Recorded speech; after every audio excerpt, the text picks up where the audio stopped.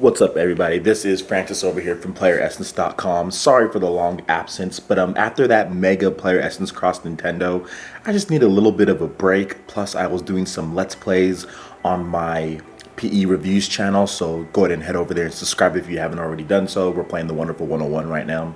But anyway, to get to the topic at hand, this is why I'm not a fan of Microsoft.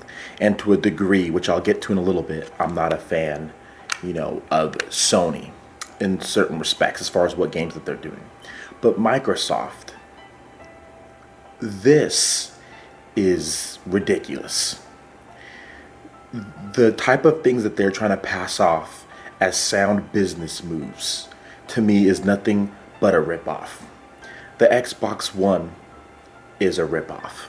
The games that Microsoft are endorsing and that are pushing are ripoffs. And the reason why I say these things is because Microsoft first forces you to buy a Kinect. Even if you don't want a Kinect, you have to buy a Kinect. The system is $500, yet it's weaker than the PS4, even if it's slightly, or whatever the case may be, weaker than the PS4. Yet it's $500. The games, of course, are standard $60.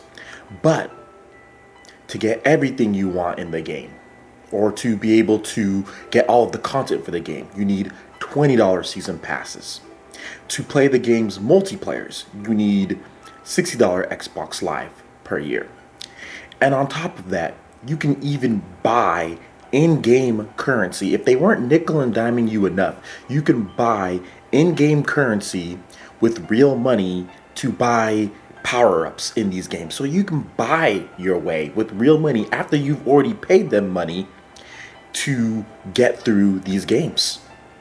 Both Rise and Forza do this. Now, last generation there was this type of stuff and people didn't like it. They had this in, I think it was Dead Space 3, and a lot of the fans didn't like it.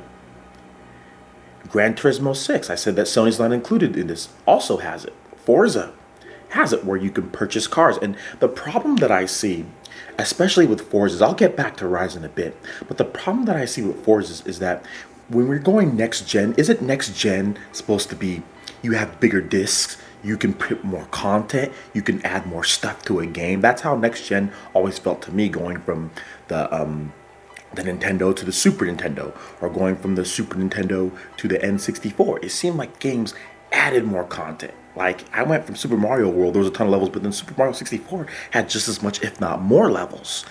You go from that and you go to Sunshine. Like, the levels are supposed to get more, even from New Super Mario Bros. On the Wii to New Super Mario Bros. U. Although, yes, graphically it's not that great of an enhancement, but there's still as much levels, and if not more levels and more content to get through. That's what next gen is to me.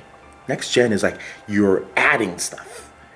Next gen to Microsoft is subtracting stuff, then charging you for it. And I'll give you a perfect example. Forza 4 on the Xbox 360 had 400 cars on it, plus DLC. Forza 5 on the Xbox One has 200 cars on it, then they charge you for DLC, even though they have cloud technology, even though that they have bigger disk size, because the Xbox 360 had 8.5 gigabytes per disk. The Xbox One has 25 gigabytes single layer, dual layer 50 gigabytes. Cloud storage has all this stuff. Yet for some reason the game is regressed, and some people are saying, "Oh, well, that's because it's a launch title." No. They have a season pass for you. They've already completed all the DLC cars. They've already done it. They could have easily put those cars in the game. There's all the space for it. Yet for some reason, well, I know why, because they're greedy. They're super greedy and they're trying to nickel and dime you. That's the reason why you're not getting those cars, and now you have to pay $20 for a season pass, or pay for them individually just to get the full complete game that you got on your Xbox 360. Why not just buy an Xbox 360 for $100 at GameStop, and Forza 4, which doesn't even, which Forza 5 doesn't even look that much greater than Forza 4, get way more cars, get way more content. Why don't you just do that? Microsoft seems to think that next gen equals subtracting content and charging you for it. Rise, Son of Rome, The single player is super short. It's super short. We're talking 5 to 6 hours here. The combat is shallow. Some of the reviews are starting to come in, and of course some of them are paid off, you can tell. But then some of the more honest reviews are starting to kind of seep in, and you're kind of realizing that this game is nothing but a botched graphical showcase for the Xbox One. The gameplay is horrible in this game. On top of that, to get all the content, as far as the DLC or as far as the multiplayer goes, you have to buy a season pass, or you have to buy the DLC packs separately, after they're already charging you to play the game online and charging you for the game. This is not next gen. I'm sorry. Next gen is a buzzword, it's a fad, and it's something for trolls online to battle in this fake console war that these publishers and these stockholders all want us to believe in. It's nothing but a fad. This is not next gen. This is not next gen. Paying for games, paying for content that should already be in the package is not next gen. And I know what some of you guys are thinking. Oh, you're just a Nintendo drone. You're just a Nintendo fan. No. If you watched my top 10 games of last generation, I only had 3 Nintendo games or Wii games in there. And I had 7 games from the Xbox 360 and PS3. With my number 1 game being an Xbox 360 game. So no, I'm sorry. This generation that we're going into, this next generation, is ridiculous. These companies are starting to lose any morals, the shred of morality that they had, especially started with the HD era, because that's when game development just started ballooning out of control. But these game developers are starting to lose any shred of credibility with me.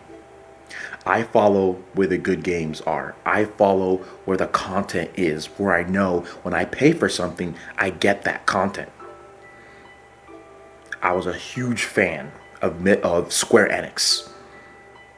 Huge fan of Square Enix. But where are the people who made all of Square Enix who they are? Where are they now? They've split into Monolith Soft and Mistwalker. And those people are developing games for Wii U. I love Bayonetta on the Xbox 360. It was one of my top 10 games of the last generation. I love Vanquish. That's made by Platinum Games. Both of those, Bayonetta, Platinum Games. Who's making games? Platinum Games. Who are they making games for right now? Nintendo. I follow where the content is. And all of those developers that I talked about, when you buy one of their games, you get more than your money's worth. The Wonderful 101 has far more content than any of these next-gen games. They make you, when I purchase something in the Wonderful 101, I don't have to put my credit card information in and buy in-game O parts in currency. Same goes for Bayonetta 2. Same goes for all of these games that are coming to the Wii U. Nintendo they know what next gen is. What next gen is, in my opinion. The games that are coming to the Wii U, the games that are out, in my opinion, are next gen. This is not next gen. I'm sorry. Graphics are one thing, but when the gameplay is piss poor, when they reduce things and they reduce content, how is that next gen when you're getting less of a game? And I know some people are going to say, oh, well, it's launch games. Oh, well, it's launch games. No. It has nothing to do with being launch games or not. New Super Mario Bros. Was a launch game. Nintendo Land was a launch game. Those games have tons of content in it. The Metroid minigame is longer. Seriously, to beat the Metroid minigame in Nintendo Land, that actually takes longer than Rise Son of Rome. A minigame takes longer than a full game. That has plenty of content in there. New Super Mario Bros. Has plenty of content in there. I'm sorry. I'm not going to use the whole launch game as an excuse. Where the industry is heading, where this buying DLC or basically releasing games unfinished and broken and patching them and having in-game deal or having post-game DLC or day one DLC where you have to pay for everything, pay for online play, is not next gen to me. I'm sorry. You can call me a Nintendrone or a fanboy all you want to, but I follow where the games are. And I have went where the games are. And you know what? This is not where I want to see going. So I'm definitely going to be taking a stand from these type of games and from publishers who do this type of stuff, because I'm not going to be anything about that. I'm not going to support that. Of course, I'll report on it because it's gaming news, but I'm not going to sit here and give my money to these people. Hell no. All of you Sony and Microsoft, the drones, can do that. Bots and drones, you guys can do that. I'm going to take a stand against this. Let me know what you guys think. Do you guys think that day one DLC, $20 season passes, charging for online play, and all of these tactics that Microsoft and Sony are using, mainly Microsoft in this case, are those things next gen to you? Let me know in the comment section below. Make sure you check out playeressence.com for all your news, reviews, trailers, tips, and tricks. Make sure you like this video, subscribe if you haven't already done so, share this video with your friends, and we will see you guys next time. Peace.